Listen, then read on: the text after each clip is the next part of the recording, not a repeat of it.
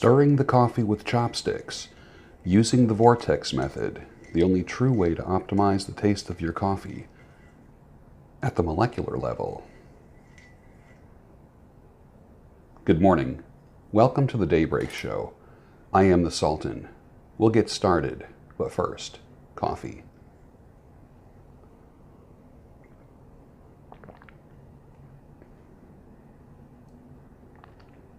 Perfect blend.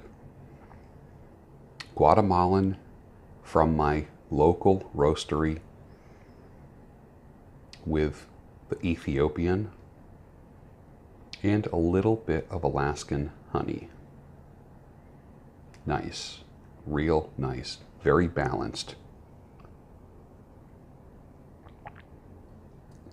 Made in the French press. Fantastic.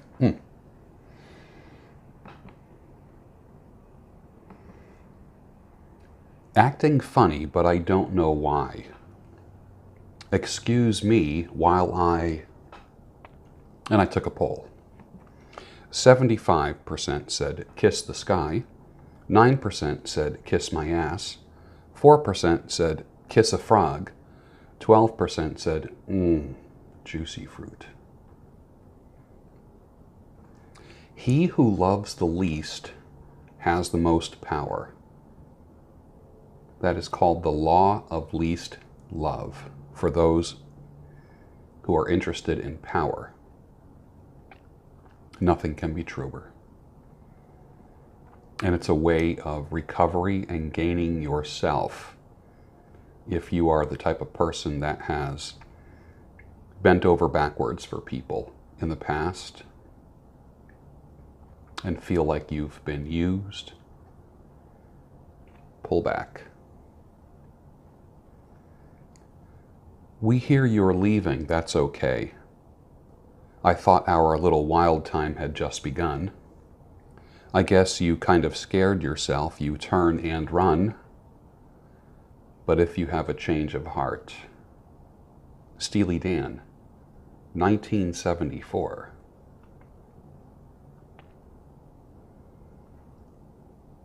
Oh my God, there's a dating site called Twinder for men who want to go out with twins. Just kidding, it just sounded funny. He wore that cowboy hat to cover up his horns. Sweet-talking, forked tongue had a tempting charm. Before I turned around, that girl was gone. All I can say is, bartender, pour me something strong. Joe Nichols, 2002.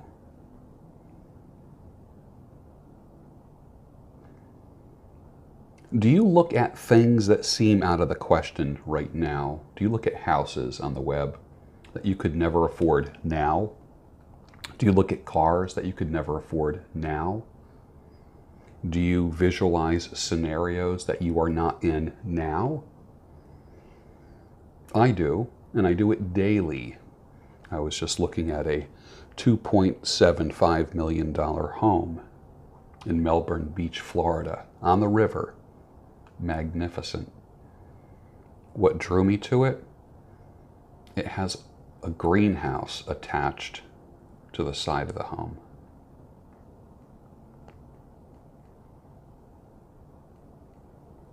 The reason being is this. When I used to work with couples, 22 years, as a psychotherapist. When people would come to me, I would break them up, see them individually.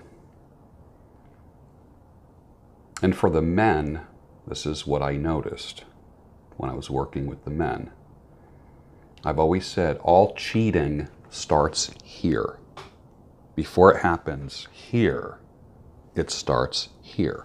That's why a man must capture his thoughts and have his thoughts and imaginations submit to his will rather than just have the guilty pleasure of imagining himself with another person. So if you feel yourself slipping in your relationship, if you are married, Know this, nothing just happens. It just happened. I know one of my friends says, he was cute, I was drunk, that's all I remember. Obviously a woman saying that. But men, it starts here. Make this submit. You already do it when you go to the gym. You already do it when you went carnivore in your relationship. There might not be the things that reward you right away, but they will come around. I do believe that. You get out of things what you put into them. But maintain frame. Riding along in my automobile, my baby beside me at the wheel, I stole a kiss at the turn of a mile, my curiosity running wild, cruising and playing the radio with no particular place to go. Chuck Berry, 1963. Ratchet up the action in your life. Ratchet down the rhetoric.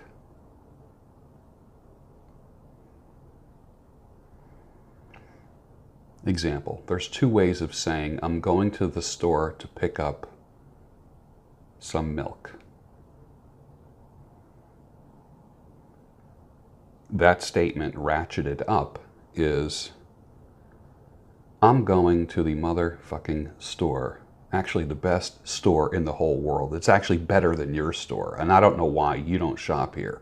But I'm going to the best store and I'm picking up some kick-ass milk. It's probably better than your milk because the milk I buy is organic, natural, hormone-free, no antibiotics. Why would you put that shit in your body? Versus, I'm going to the store and pick up some milk.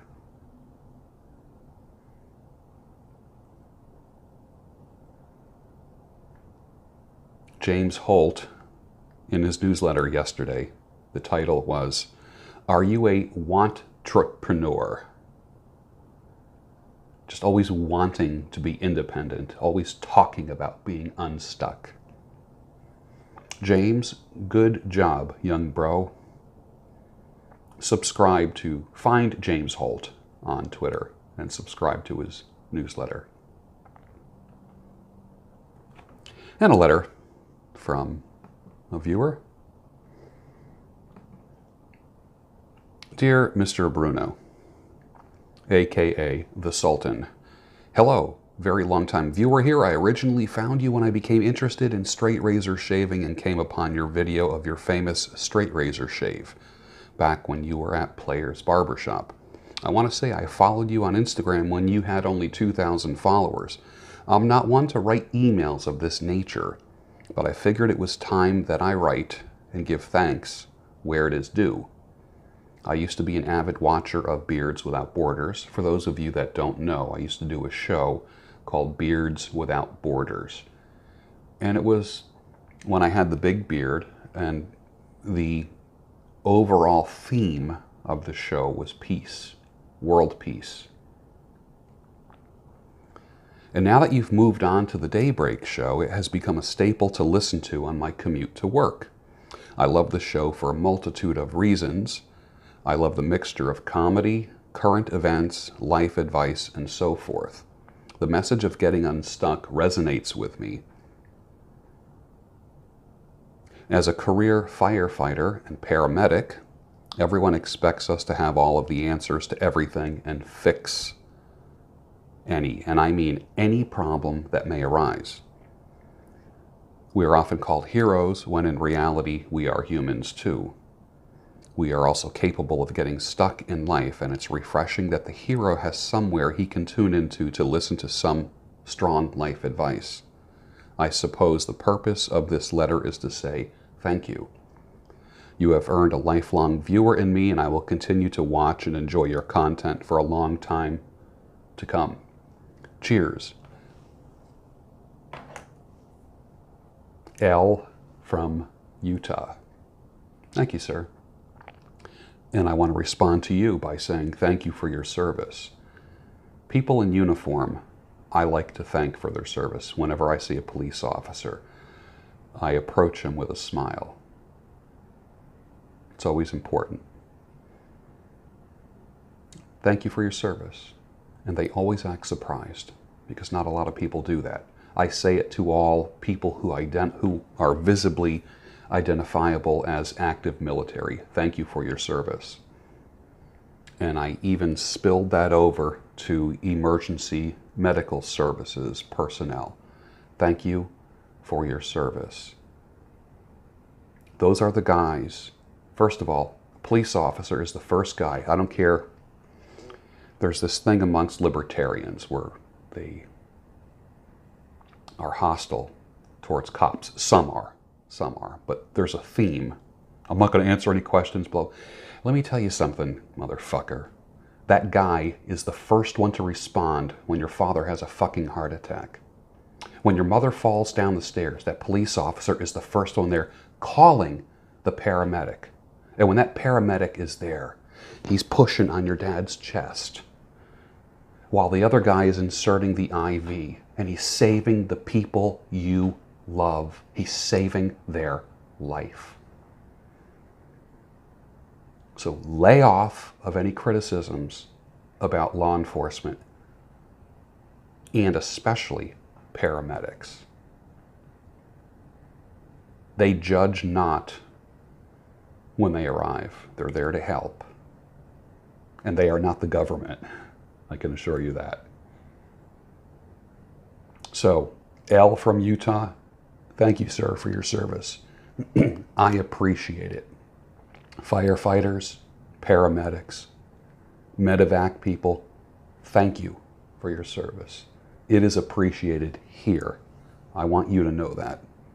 Those that are wives of those personnel, thank you for your support. I know it's hard because he's out all the time, and it might not be conducive to your marriage. I understand that. Children with parents who are in law enforcement and emergency medical services. Your parent is working hard, and I know you wish they worked as hard at home, but that can be brought out of them. And finally, men, if your woman is not dancing to Purple Haze by Jimi Hendrix on the coffee table in front of you at least 3 or 4 times a year, you're screwed. And with that, I'm going to say have a great day, and I'll see you tomorrow on the Daybreak Show.